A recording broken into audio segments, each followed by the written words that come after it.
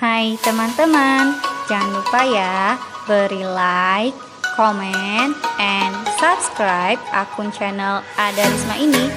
Oke, terima kasih. Assalamualaikum warahmatullahi wabarakatuh. Apa kabar teman-teman? Alhamdulillah, bersama Salsabila, Allahu Akbar. Baik teman-teman, hari ini kita akan masuk pada pembelajaran yang baru. Sebelum kita memulai pembelajaran kita pada hari ini, alangkah baiknya kita memulainya dengan suatu hal yang baik, yaitu berdoa terlebih dahulu. Kita meminta kepada Allah untuk dimudahkan dalam menerima pembelajaran dan diberi kepemahaman. Baik teman-teman, duduk yang rapi terlebih dahulu, khusyukkan hati dan pikiran, lalu sama-sama kita membaca doa belajar. Bismillahirrahmanirrahim. Raditu billahi rabba wa bil islami dina wa bi Muhammadin nabiyya wa rasula. Rabbi zidni ilma warzuqni fahma. Allahumma anfa'ni bima 'allamtani wa 'allimni ma yanfa'uni wa zidni ilma. Alhamdulillah. Baik teman-teman, kita sudah berdoa terlebih dahulu. Sekarang teman-teman bisa menyiapkan buku paket pembelajaran fikih ya. Karena hari ini kita akan masuk bab zakat pertanian, emas, dan perak. Oke, kita lanjutkan ya teman-teman. Nah teman-teman, hari ini kita akan belajar tentang zakat pertanian, emas, dan perak. Tujuannya apa sih? Tujuan pembelajaran kita hari ini adalah insya Allah teman-teman setelah melihat tayangan video kali ini, teman-teman akan mampu menyebutkan ketentuan zakat hasil pertanian, lalu menyebutkan ketentuan zakat dari emas, dan juga ketentuan zakat dari perak. Nah, teman-teman siap-siap ya. Jika ada poin-poin penting, silahkan teman-teman catat di buku tulis supaya tidak lupa ya, karena kata Nabi, ikatlah ilmu ya supaya tidak lepas, sama seperti hewan buruan. Biar tidak lepas, kita ikat. Nah, ikatnya ilmu dengan menulisnya. Semangat ya teman-teman. Nah, teman-teman, hari ini kita akan mulai dari zakat pertanian.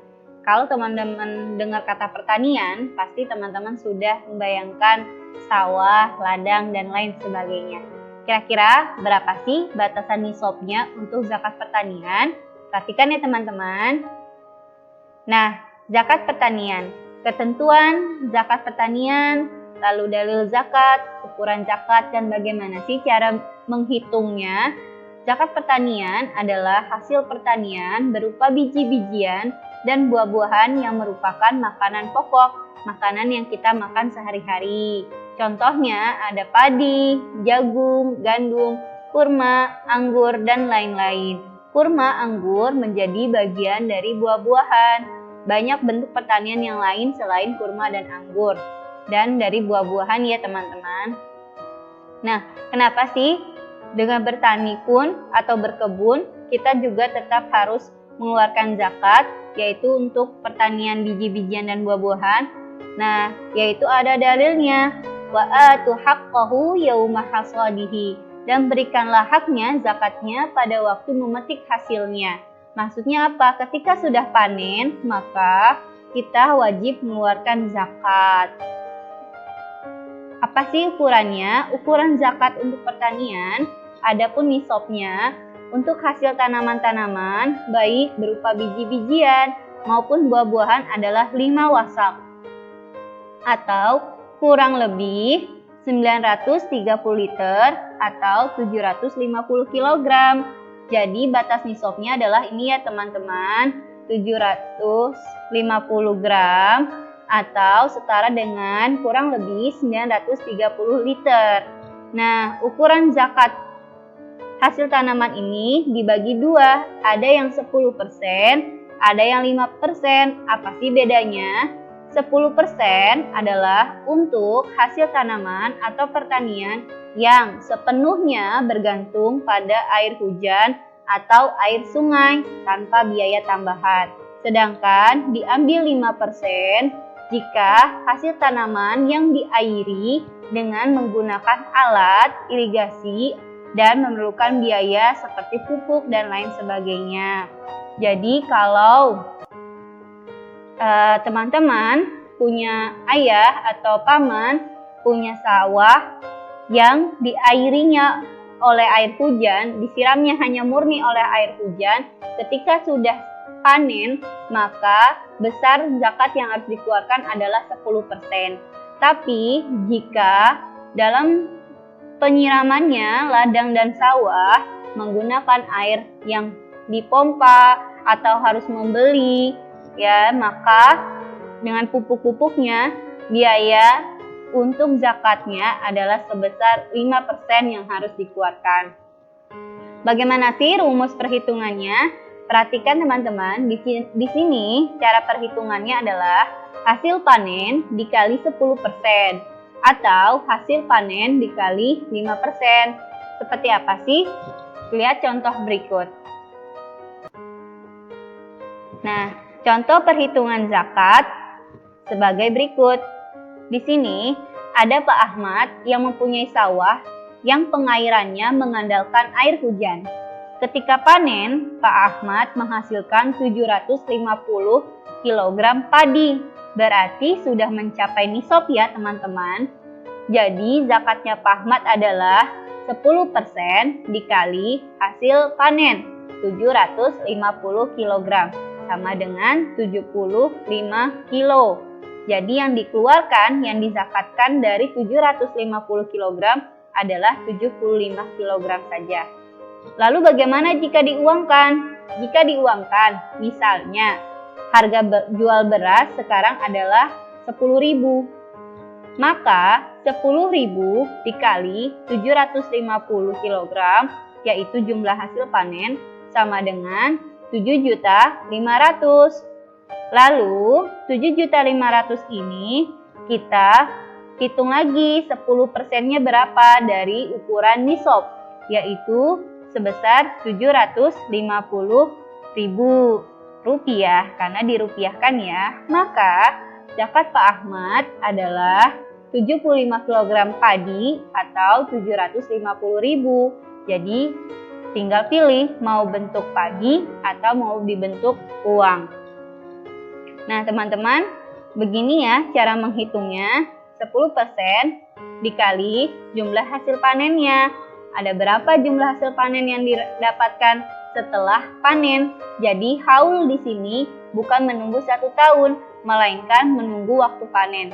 Kalau panennya setahun 2 kali, maka mengeluarkan zakatnya juga 2 kali.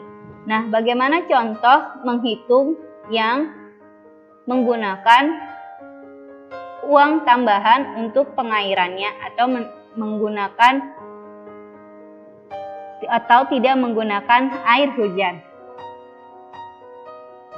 Nah, cara perhitungan zakatnya contohnya di sini ada Pak Surya yang mempunyai sawah juga. Ia harus mengeluarkan biaya tambahan untuk pengairannya, harus membeli air untuk pengairan di sawahnya. Ketika panen, Pak Surya menghasilkan 750 kg padi yang sama seperti Pak Ahmad. Jadi, mohon maaf di sini Pak Surya ya, bukan Pak Ahmad. Jadi, zakatnya Pak Surya adalah 5%. Dari 5% hasil panen yang Pak Surya dapatkan adalah 37,5 kg saja yang harus dikeluarkan oleh Pak Surya. Jika diuangkan atau dirupiahkan, misalnya masih sama, harga jual beras adalah 10.000. Maka 10.000 dikali jumlah hasil panennya 750 kg, sama dengan 7.500.000. Lalu dari 7.500.000 itu berapakah 5%-nya? Karena ukuran nisabnya adalah 5% karena memerlukan biaya tambahan untuk pengairannya. Jadi uangnya adalah 375.000 rupiah. Jadi, zakat pasturya adalah 37,5 kg padi atau Rp375.000. Jadi, silakan Pak Surya boleh memilih apakah dalam bentuk padi atau bentuk uang. Nah, sampai di sini teman-teman sudah paham ya perbedaan antara menggunakan 10% ataupun menggunakan 5% dalam zakat pertanian. Nah, teman-teman perhatikan, zakat hasil pertanian ditunaikan setiap kali selesai panen dan tidak menunggu waktu 1 tahun. Sekali lagi, haulnya bukan menunggu 1 tahun ya, tapi setiap kali panen. Oke. Nah, dari tadi Bu Risma bicara 5 wasak. Apa sih wasak? Bahwa wasak adalah ukuran berat dan 5 wasak merupakan batasan minimal hasil pertanian yang dikenai wajib zakat. Ingat ya, zakat pertanian juga hukumnya wajib. Kata wasak berasal dari kata ausok, yang artinya mengumpulkan. Jika dipahami secara istilah, wasak adalah jumlah hasil pertanian yang berhasil dikumpulkan oleh para petani. Jika diuraikan lagi, 1 wasak sama hitungannya dengan 60 sok. Sedangkan 1 sok nilainya setara dengan 4 mud. Dan 4 mud ukurannya setara dengan 2 telapak tangan penuh pria dewasa. Nah, jadi teman-teman jangan kaget jika ada takaran batasan nisab ya untuk zakat pertanian. Misalnya ada yang mengatakan di atas dari 750 atau di bawah 750 kg untuk batasan nisab zakat pertanian. Karena ukuran 2 telapak tangan penuh pria dewasa itu ada yang berbeda-beda. Oke, kita lanjut bab zakat emas dan perak. Apa saja sih ketentuannya, batasannya, dan cara menghitungnya? Zakat emas dan perak di sini diterangkan dalam surat At-Taubah ayat 34 yang berbunyi walladzina yaknizuna adh-dhahaba wal fiddata ولا ينفقونها في سبيل الله فبشرهم بعذاب أليم. Yang artinya, dan orang-orang yang menyimpan emas dan perak dan tidak menginfakkannya di jalan Allah, maka berilah kabar kepada mereka bahwa mereka akan mendapat azab yang pedih. Nah, ayat di atas sangat jelas ya menunjukkan bahwa wajibnya hukum mengeluarkan zakat emas dan perak apabila telah memenuhi persyaratan. Oleh karena itu, orang yang melalaikan zakat keduanya diancam dengan siksaan yang pedih. Na'udzubillah summa na'udzubillah. Nah, sekarang kita belajar syarat dan ketentuan zakat emas dan perak. Zakat emas ataupun perak adalah kewajiban yang harus dibayarkan oleh seorang muslim ketika jumlahnya sudah mencapai nisab dan memenuhi syarat haul. Aturannya adalah sebagai berikut. Nisab atau batasan emas sebesar 20 dinar emas atau setara kurang lebih 85 gram. Dan untuk batasan atau nisabnya perak adalah sebesar 200 dirham atau setara dengan kurang lebih 624 gram. Adapun ukuran yang harus dikeluarkan baik emas atau perak adalah sebesar 2,5%. Ya, hanya 2,5% dari emas atau perak yang kita miliki. Contohnya bagaimana ya, Bu Risma? Nah, contoh cara penghitungannya di sini ada Ibu Nisa yang mempunyai simpanan emas. Sekali lagi, mempunyai simpanan emas sebanyak 100 gram yang sudah dimilikinya selama 1,5 tahun. Karena tadi emas batasnya adalah 85 gram, sedangkan di sini Bu Nisa mempunyai 100 gram, berarti sudah melewati batas nisab emas dan juga sudah dimiliki selama 1,5 tahun. yang sudah melewati haulnya, karena haul itu batas 1 tahun. Nah, berapa sih zakat yang harus dikeluarkan oleh Ibu Nisa ini? Jika harga emas saat ini adalah 700.000 per kilogramnya atau per gramnya, per gramnya, maka nilai emas yang dimiliki Ibu Nisa adalah 70 juta. 700 ya, 700.000 dikali jumlah yang dimiliki oleh Ibu Nisa, jumlah gram yang dimiliki oleh Ibu Nisa, yaitu ada 100 gram. Jadi totalnya jika diuangkan adalah 70 juta. Jadi 70 juta dikali 2,5%. Nah, dikali 2,5%-nya berapa nih? Sama dengan 1.750.000. Jadi, besar zakat yang harus dikeluarkan oleh Ibu Nisa adalah sebesar 1.750.000. Begitu teman-teman. Jadi, tinggal dilihat apakah emas yang kita miliki atau perak yang kita miliki sudah mencapai nisabnya atau tidak. Setelah itu, jika sudah mencapai nisab atau bahkan melampaui, kita lihat, hitung saat itu harga emas per gramnya berapa. Jika per gramnya 500.000, maka dikalikan dulu dengan 500.000. Jika per gramnya 700.000, maka dikalikan dengan 700.000. Maka sesuai dengan harga emas per gram yang sedang berlaku.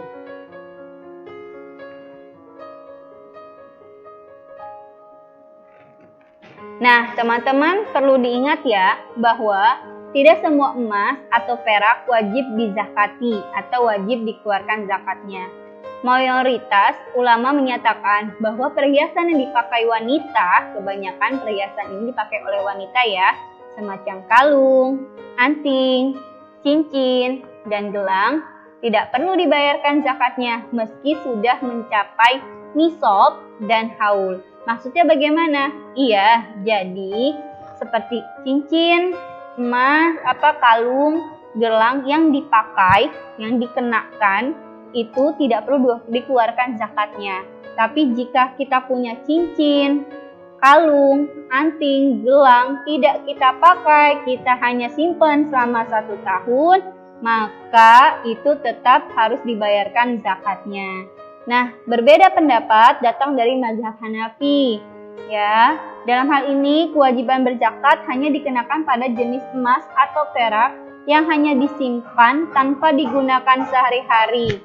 Misalnya emas dalam bentuk emas batangan, souvenir, emas ukir, emas lebur, dan sebagainya. Ya, jadi hanya yang bukan berbentuk seperti itu yang bisa digunakan sehari-hari, tapi seperti logam mulia dan lain sebagainya. Itu yang baru dikeluarkan zakatnya. Nah, tapi kita memakai yang pertama teman-teman ya, bahwa yang kita kenakan kalau dipakai sehari-hari walaupun jumlahnya sudah di atas 850 gram yang kita pakai, maka tetap tidak terkena zakat. Tapi kalau kita tidak kenakan, kita simpan saja di lemari misalnya selama terus 1 tahun, maka wajib dikeluarkan zakatnya. Oke, untuk pembelajaran kita hari ini sampai di sini ya teman-teman. Sekarang time to review. Oke, siap-siap teman-teman untuk pertanyaan yang pertama. Berapakah besaran zakat pertanian jika pengairannya menggunakan air hujan?